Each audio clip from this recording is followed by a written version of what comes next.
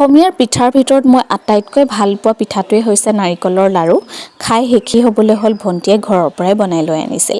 আবেলি চাহকাপৰ লগত খাবলৈ লৈছোঁ ক্ৰইচেণ্ট, চুইট কৰ্ণ, লগতে ভণ্টিয়ে বাৰ্গাৰ এটাও লৈ আনিছিল। তিনিজনীয়ে আকৌ এবাৰ গা পা ধুই মেলি ওলালোঁ পূজা চাবলৈ কাৰণে। আমি প্ৰথমবাৰৰ কাৰণে পোৱা মণ্ডপটো হৈছে শিৱলিংগৰ থিম এটা লৈ পিনে বনাইছিলে আমাৰ দুৰ্গা পূজাৰ মণ্ডপটো। তাত কিন্তু বিৰাট ধুনীয়া লাগিল।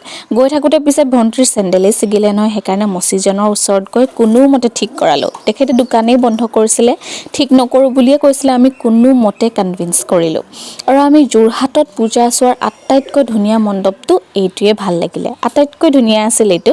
আৰু চবতকৈ ভাল লগা কথাটো এইটো যে ইমান ধুনীয়াকৈ থাৰ্মকলৰ পৰা কাটি কাটি বনাইছে আৰু সেই ফুলকেইপাহত যে ভিতৰত একেবাৰে লাইটো ভৰাই দিছে।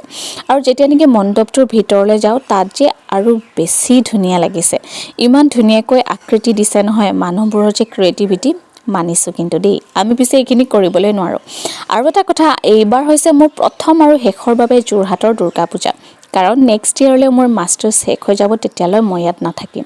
আৰু এটা মণ্ডপত আমি গ'লোঁ, তাত ইজৰৰ থিম লৈ বনাইছে। মণ্ডপ পিছে আপোনালোকক আৰু দেখুৱাম, পিছে কাইলৈহে দেখুৱাম, কাৰণ 1 মিনিটত গোটেইখিনি নুজুৰে। That's all for today's video. See you next time. Till then, keep watching, smiling and loving. Bye bye.